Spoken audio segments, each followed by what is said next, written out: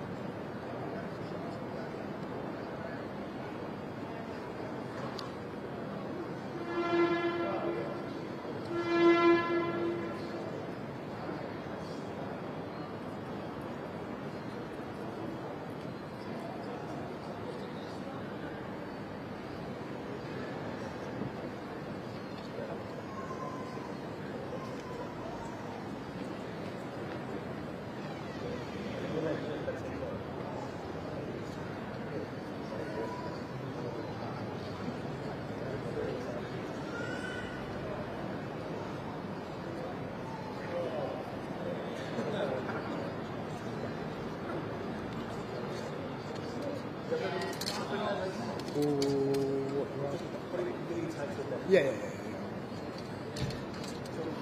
Hold on. Oh, sorry. I'll tell you what. Do you want to put it on the other side? Yeah, put it on the other side.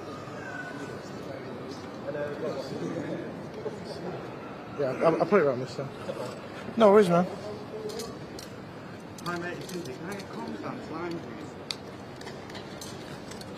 Thank you.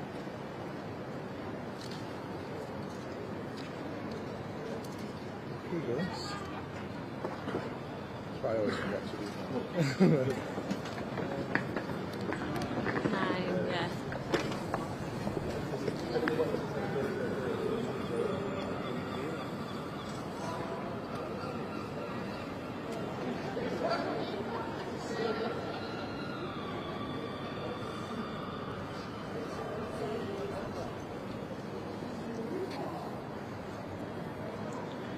Yes. Can you hear me?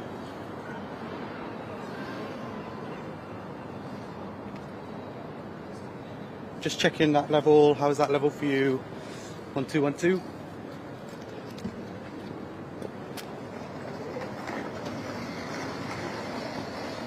It's on my lapel. So there's the one here, and then I've got the lapel.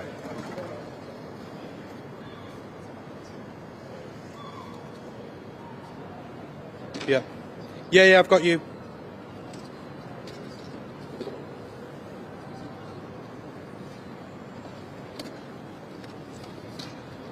Thank you.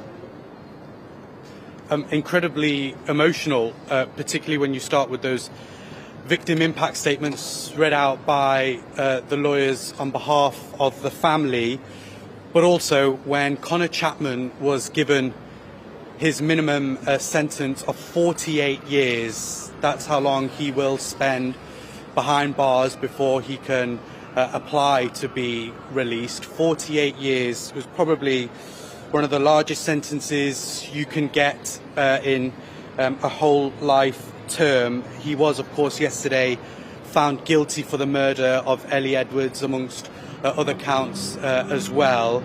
And for that murder charge, he has been given a total of 48 years minimum in prison. A 23-year-old man. He will be 71 when he can apply to be released from prison.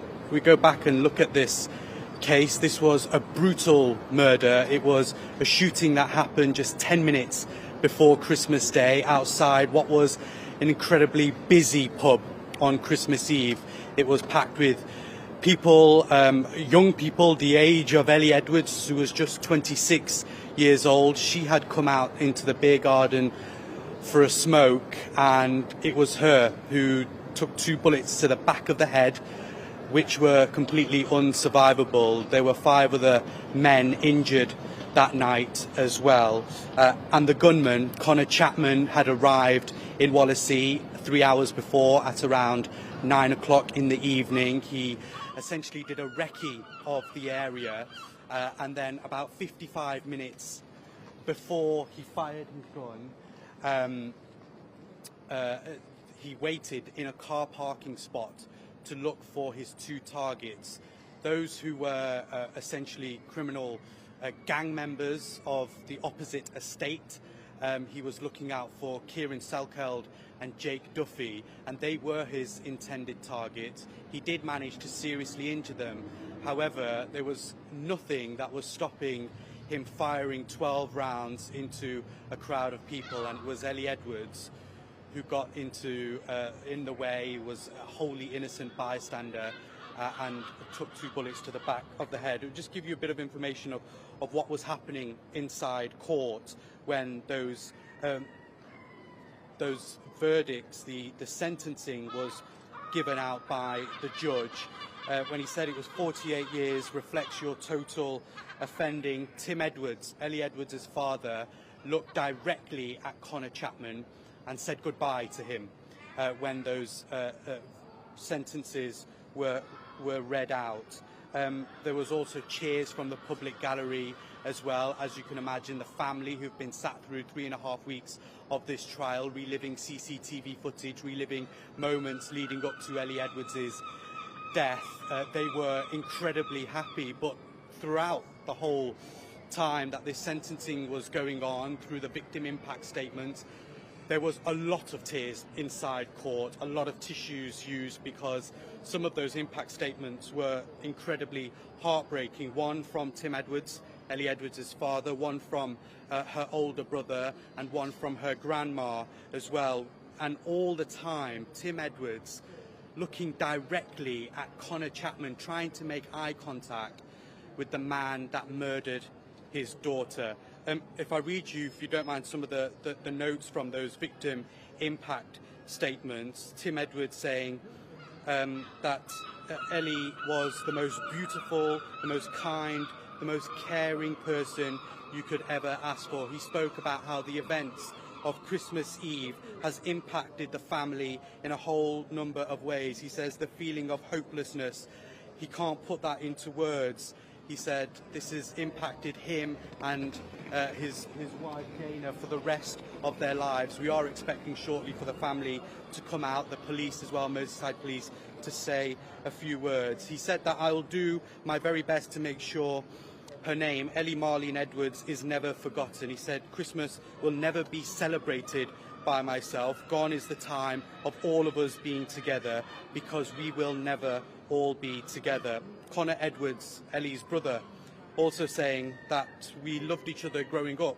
As teenagers, we were born into a big loving family which had so many lovely memories. And he spoke about the moment he found out that it was his sister who was shot dead at the Lighthouse Inn on Christmas Eve. He said, I felt numb and traumatised. The days that followed were horrific. Visiting my sister, lying in the mortuary, seeing a patch above her right eye. I will never forget that picture. We never missed a Christmas together.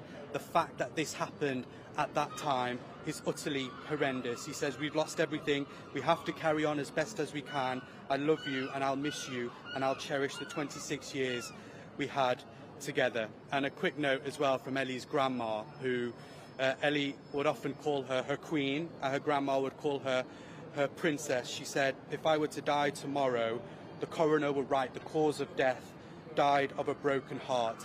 I miss my princess so much. It was then the defence gave their mitigations, very, very little mitigation, it has to be said. There wasn't much support from the defence. They said that their biggest mitigation was the fact that Connor Chapman was 22 when he carried out his attack. He's 23 now, and so a whole life forward would mean he would be a very, very old man when he is released from prison. The judge then summed up saying that your intention was to murder that night. He said that he is satisfied that you're a highly dangerous man. We've all watched the CCTV and sound recording of that shooting. You had no thought at all of no one else, at least all to innocent people. He looked directly at Connor Chapman and said, you didn't care. Connor Chapman was then given a 48-year sentence, a whole life sentence with a minimum of 48 years by the judge. I think we can see Merseyside police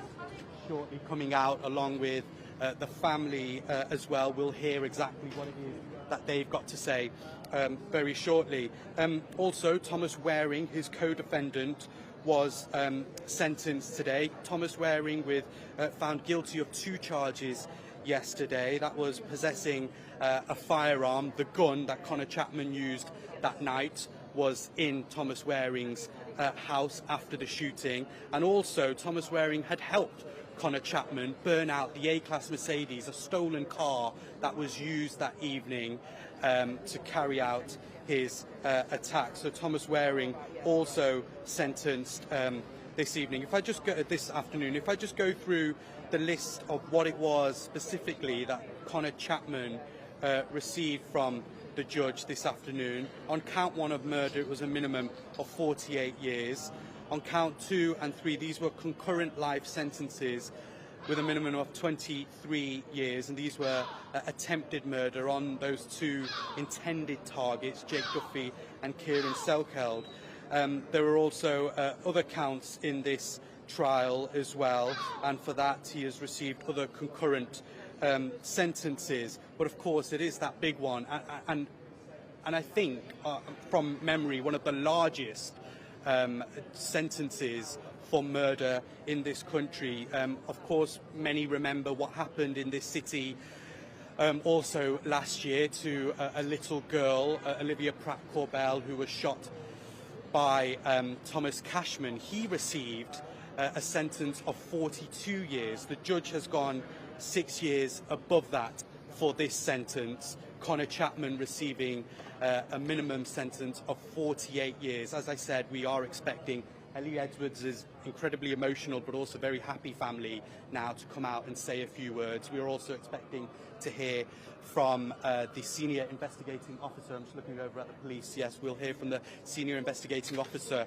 in this case as well, a case which brought a lot of CCTV to the table, and it was that played a crucial role throughout this trial. CCTV of not only the moment of the shooting where Connor Chapman fired 12 bullets into the crowd of people at the pub, but also CCTV of the man ruffling his long hair, dropping the Scorpion machine gun as he walked to his friend's house. CCTV and DNA recovered as well of red gloves that he wore whilst he carried out his attack, covered in Connor Chapman's DNA, a bullet casing which was also covered in his DNA found at the murder scene. Essentially, for the jury who came back within 3 hours yesterday, the evidence was incredibly overwhelming to convict Connor Chapman of murder. But that is the news from Liverpool Crown Court, that Connor Chapman, the 23-year-old who murdered Elle Edwards on Christmas Eve last year, has received a life sentence, and he will have to serve a minimum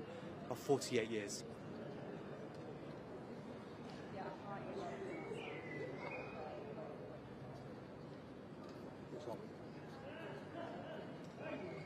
All right, yeah, 5, yeah. Yeah, they should come out.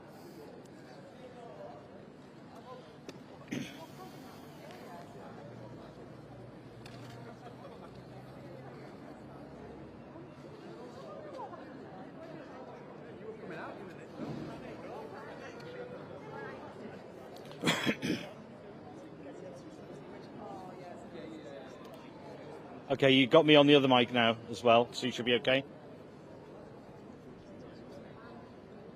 Sorry? Can't hear you. Come in. Right, so I'm talking on the right mic here. The line kept breaking. Yeah, fine. So you should be having me now. This is Nick on the line. This is Nick on the line. Okay. Right, fine.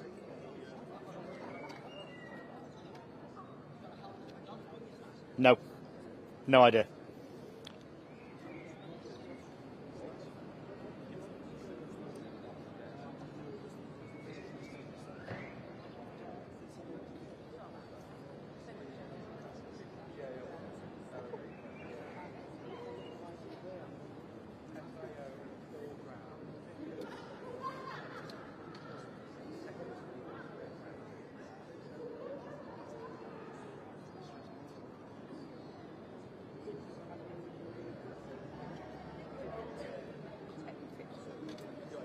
want to come out and get out?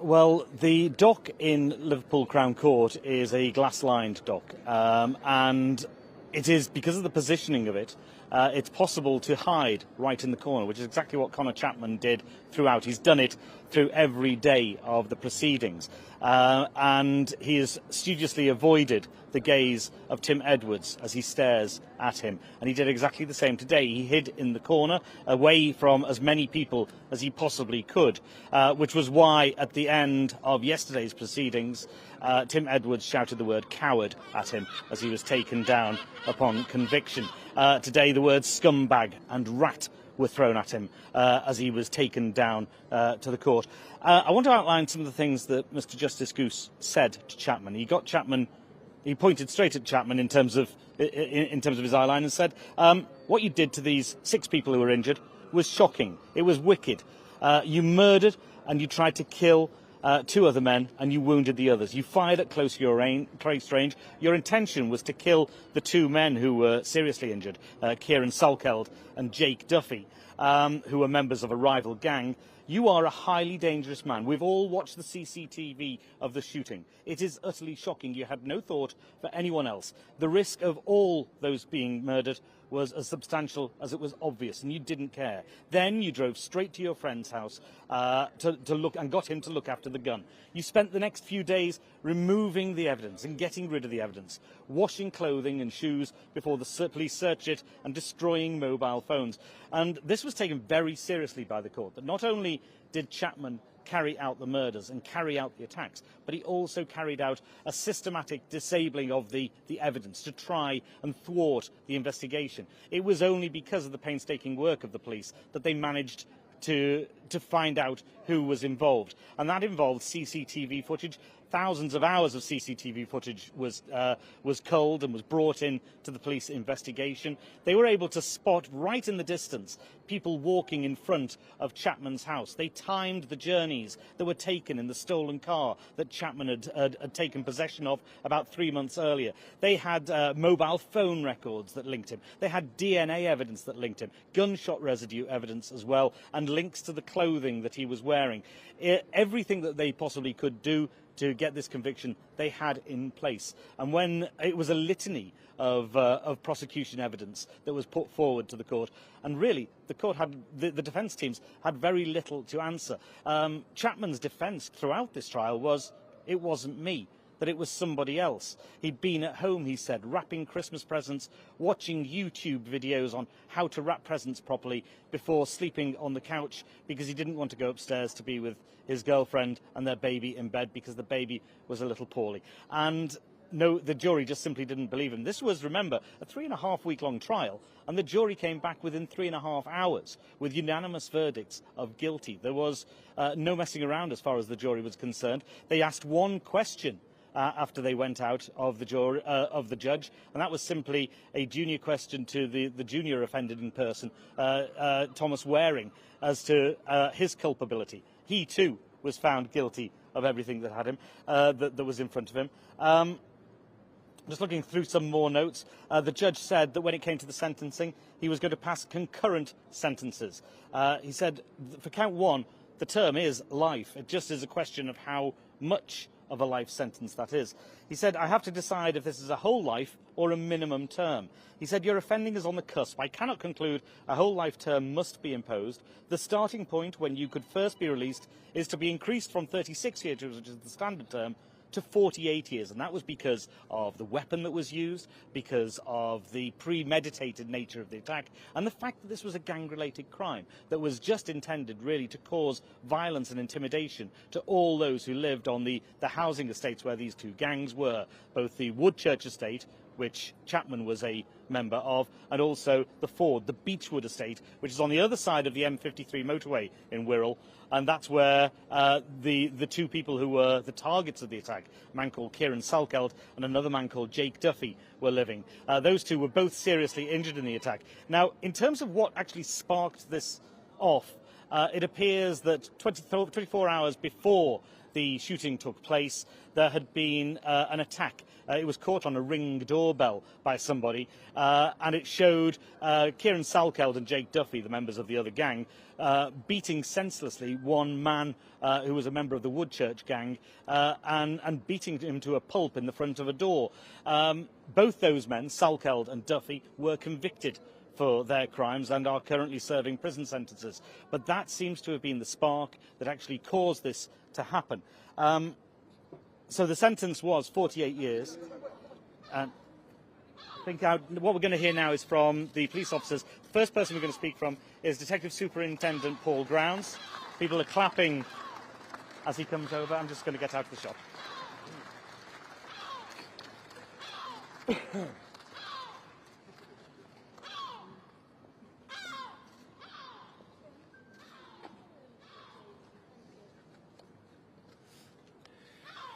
Connor Chapman has today been jailed for life for the senseless and tragic murder of Elle Edwards in Wirral on Christmas Eve last year.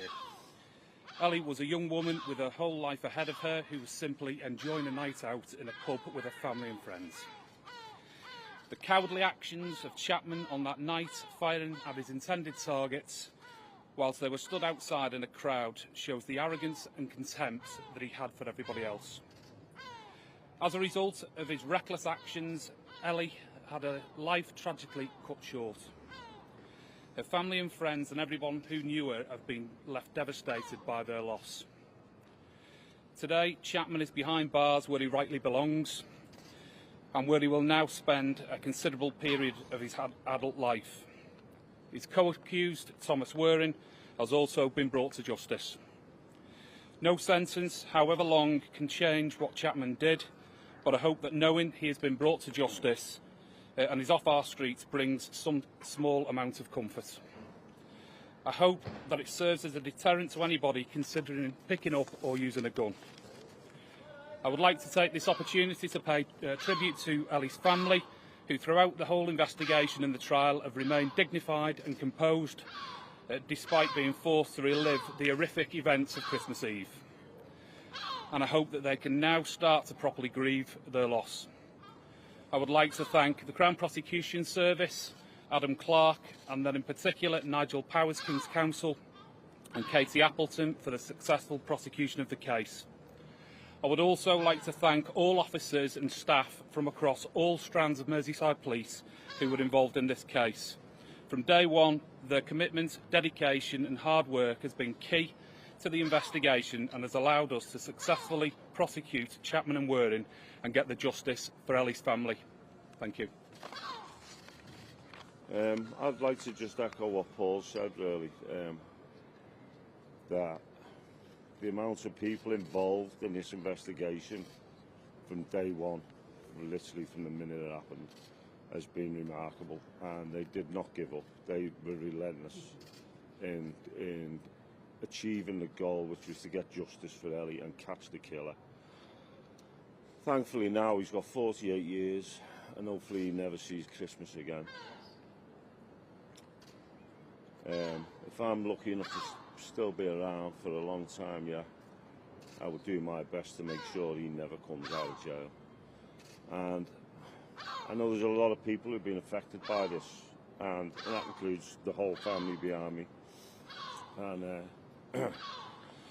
it needs to be, things need to change, and we've made a start with that. And I think for 48 years, if you think of picking up a gun now, you should think twice about it. And I'd like to thank, as again, Merseyside Police, the whole family behind me. We've sat here for 4 weeks and had to go through this, something that we'll never forget. But it was all done for Ellie, and we achieved that today. Thank you.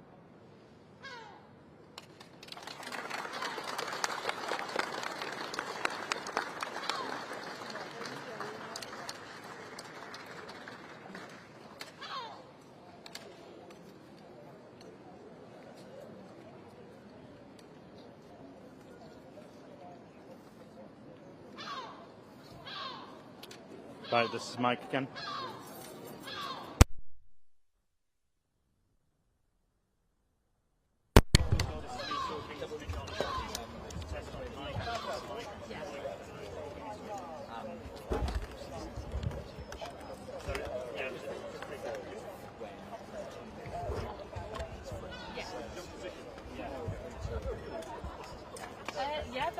It's been widely broadcasted. I don't think we've actually issued it, if I'm honest. No, that's why I had to shown check. to court. Yeah, Yeah, it's been used. Yeah, so